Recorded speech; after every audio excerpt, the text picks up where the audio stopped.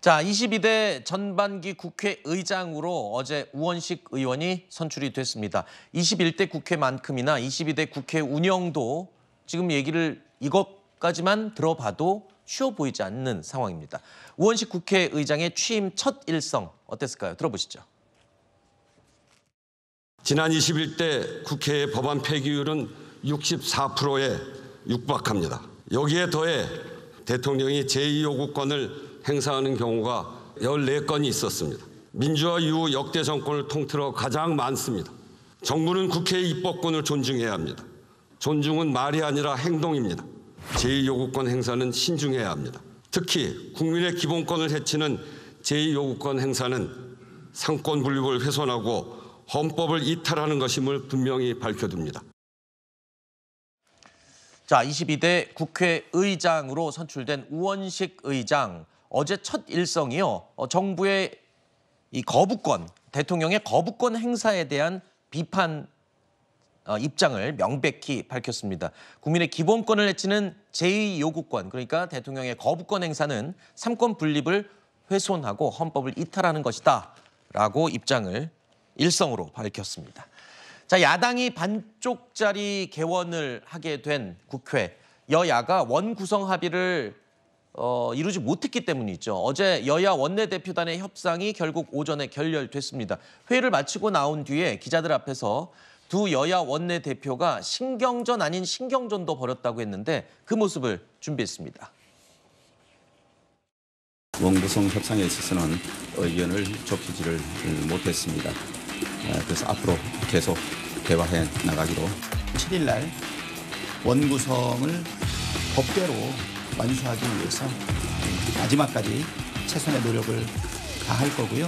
법대로 이렇게 말씀하신 부분에 관해서는 국회법은 바로 원구성 등에 있어서 여야 간의 협의에 의해서 한 말씀 더 드리면 법대로 민주주의의 원칙대로 의결을 해야 되겠다. 자, 우원식 의장은 일단 내일 자정까지 결론을 내고 운영위 상임위원 이 자리들 그 안을 내라 여당을 압박하고 있습니다. 18개 상임위원장에 대한 자리에 대한 안을 여당에서도 갖고 와라. 그렇지 않을 경우에는 단독으로 처리하겠다. 지금 그런 입장인 것 같아요.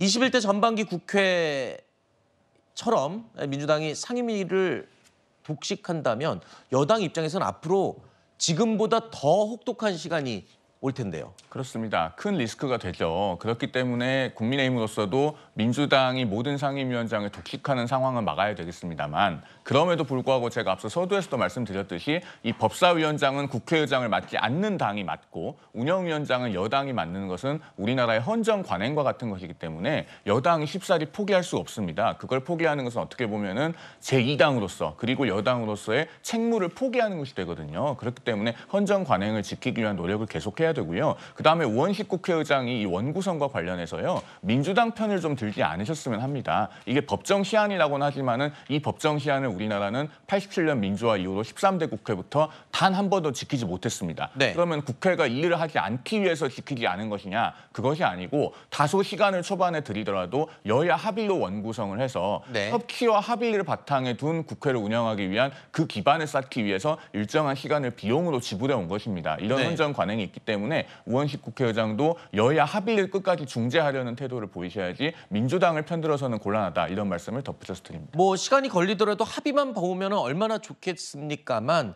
지금 분위기로 봐서는 합의가 쉽지 않아 보이는 것 같습니다. 일단 여야가 서로 갖겠다고 싸우고 있는 상임위원장 자리가 있죠. 국회 법사위원장 자리입니다. 민주당은 공격형 법사위를 내세우고 있는데요.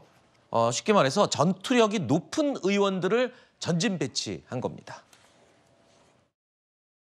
제가 이렇게 질문했다고 사적 보복할 또 기소하실 겁니까 지금? 사적 보복한 적 없습니다. 그러니까 참이 뭡니까? 지금 국회의원이 지금 감사위원으로서 자격으로서 질문을 하는데 너무 어이가 없어서 그렇습니다.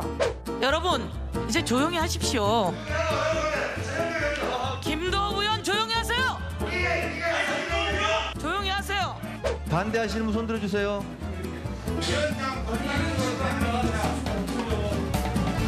자, 그러면 49조를 따르면서 국회 선진법에 의해서 고발하겠습니다.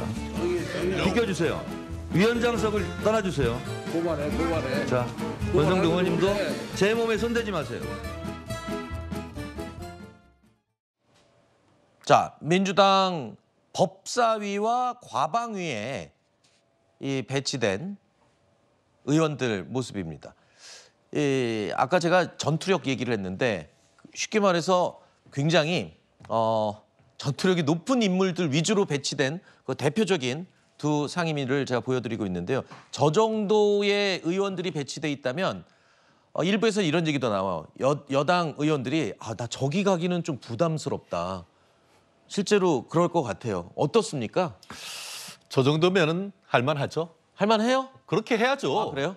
그만큼의 어떤 전투력이 없다고 하면 지금 야당 사실은 여소야대 속에서 네. 여당 국회의원으로서의 어떤 전투력이 없다고 하면은 어디에서 먹겠습니까? 네. 사실 지금 시쳇말로 민주당에 민주 없고 정의당에 정의 없고 국민의힘에 힘이 없다라는 그런 비판이 있는데요.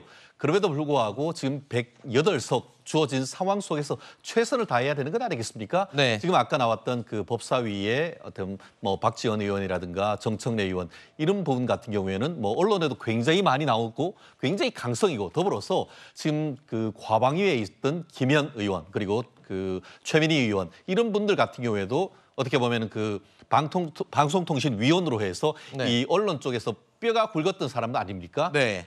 그렇다고 하면은 그런 분들의 어떤 장단점을 국민의힘 의원들은 잘 파악을 해서 네. 강점은 우리가 어떻게 공격을 할지, 약점은 무엇인지 이런 것을 잘 파악을 해서 대응을 해야지. 네. 그렇게 앞에 장수들이 있다고 해서 쫄아서 되겠습니까? 아무리 어떻게 보면 성경 같은 경우에도 다윗이 있으면 골리앗도 이길 수 있는 겁니다. 네. 그렇기 때문에 오히려 저런 그 법사위 그리고 저런 과방위에 가서 네. 초선 의원들 또 언론이나 법조인들이 출신들이 가서 알겠습니다. 정말 제대로 싸울 수 있는 그런 전투력 보여주기를 기대합니다. 그러고 보니까 지금 과방위는 노정면 의원은 이번에 초선인데 네네. 저희 과방위에 지금 배치가 됐군요. 언론인 출신의 초선 의원입니다. 누가 다윗이고 누가 골리앗인지는 모르겠습니다. 실제로 어떤 여당 의원들이 붙을지 상대를 할지 그것도 궁금해지네요.